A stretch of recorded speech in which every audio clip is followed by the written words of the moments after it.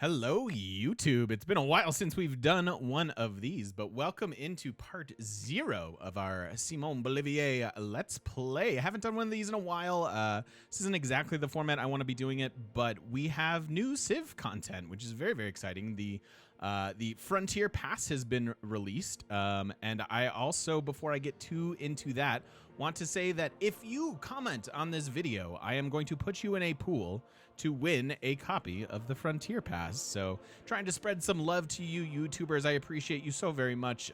My community, in our community, I suppose, has been absolutely blowing up, and I want to give away a couple copies of the new Civ expansion to say thank you. We still have a couple copies to give away here on Twitch. We'll probably be doing so on May 28th. But like I said, if you guys, there's a follow. If you guys are interested in winning a copy over here on YouTube, all you have to do is comment on this video. We'll do another one when we get to Maya as well. So, okay, so part 0. Let's talk about Frontier Pass just briefly, and then we'll talk about Simon here. And his exceptional abilities and skill set. So we have sort of an expansion divided over a year. That is basically what the Frontier Pass is going to be. We're going to get lots of new civs, a lot of new game modes, which we'll address here in a second, and just some general quality of life stuff, more frequent patches, and I think probably just a general attention to a better attention to what we're doing kind of on a daily basis with Civ, which is a very, very exciting time to be a part of Civ. I hope you guys are excited about the model. I sure am. That means we've gotten this content and more content coming out in July. So for now, we have two new Civs and the Apocalypse game mode. So this is a pretty neat ability, or I guess setting for the game rather.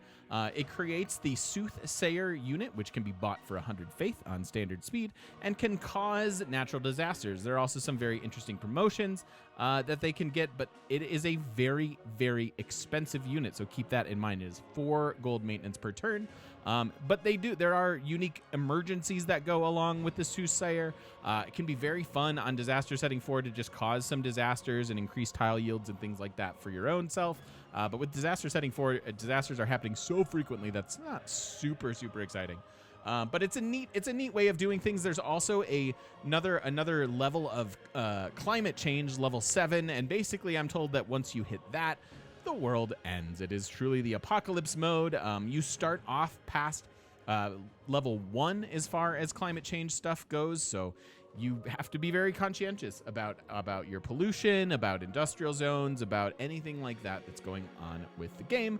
There are also new disasters to the game: forest fires, meteor strikes. There's Aurora Borealis basically that happens. They call it a solar flare. So some really cool things happening with this. Definitely a fun toggle on, toggle off.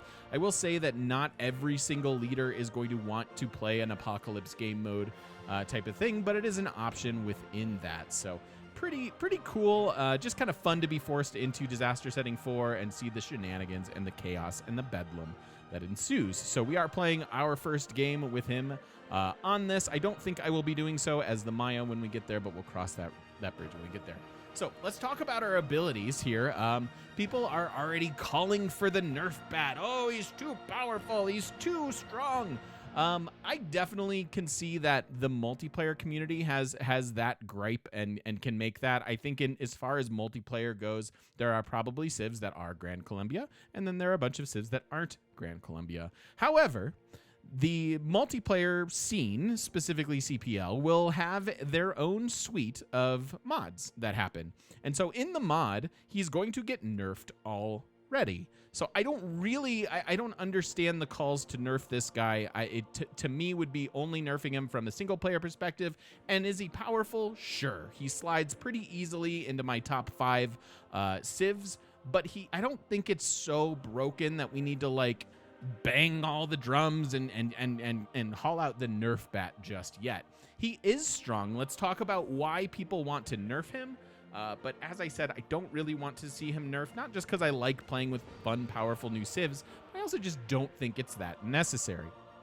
So we have a unique general system with the Commandante generals, and that has a lot of implications. So you earn them when you go into a new age, right? So every time we enter a new era here, we earn a Commandante General. This is from a randomized pool, so you won't necessarily have the same ones in the same order in every single game. But it is a very, very powerful ability. We already have 1 extra movement on all units and the ability to promote without ending your unit's turn. This is already incredibly powerful. So 1 extra movement on all units. That is relevant in every single game. That is your settlers, that's builders, that's any unit that exists. That's generals. Sometimes generals can lag behind your other units because they're providing a movement bonus to them. So that is all units. It allows you to do some really creative stuff on turn 1 because you have 3 movement settlers and a warrior. I definitely recommend scoping out as much as you can and don't get married to the idea that you have to turn 1 settle as Simon, because in a lot of cases you can basically pull off a turn 2 settle that other civs might not be able to do till turn 4 or 5.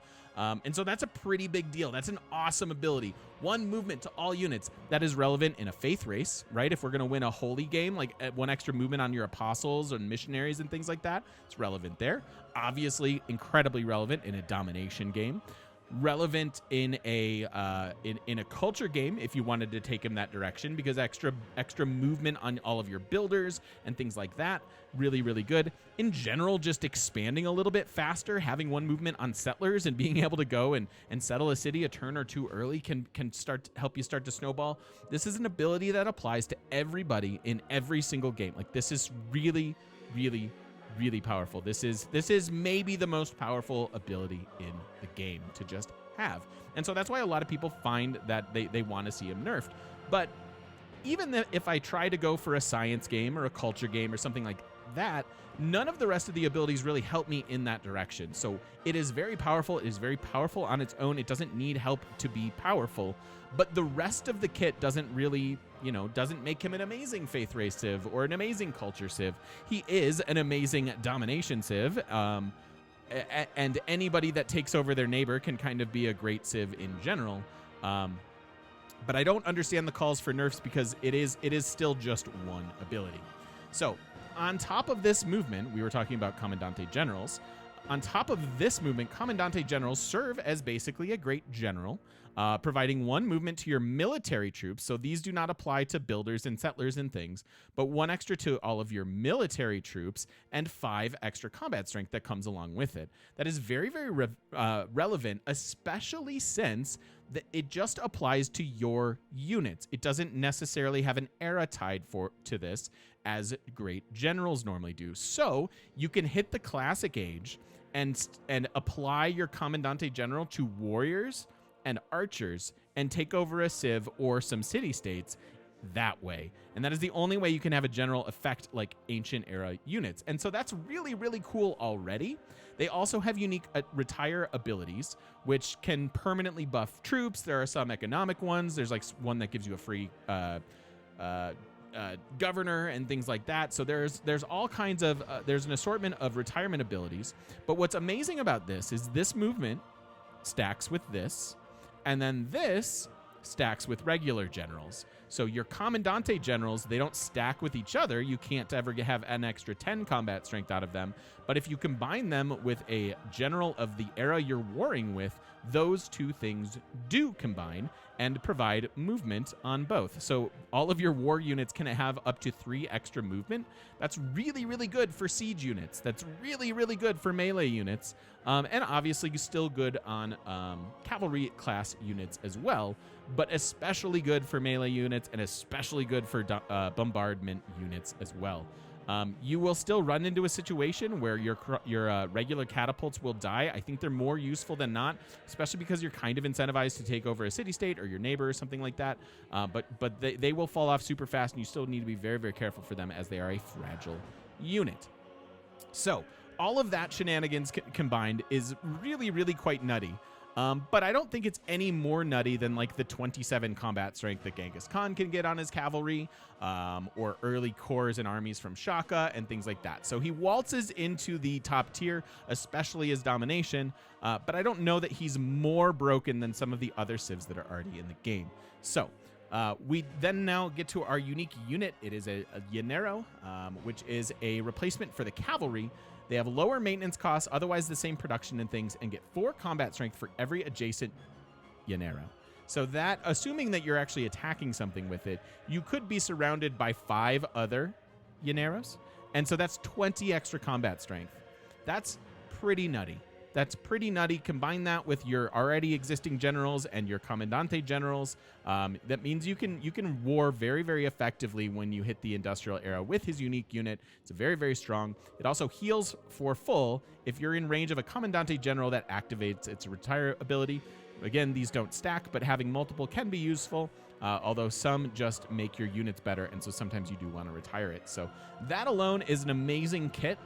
We also have the Hacienda, which is basically, it's almost like a Mecha Wap, but it's just a little bit different, and it's available much, much later. So I don't like it nearly as much as I like something like the Mecha Wap, but when you get to, I want to say, mercantilism, this can help establish some of your cities that you've been taking over and warring. I love that there's a full housing on it. It has synergies with plantations.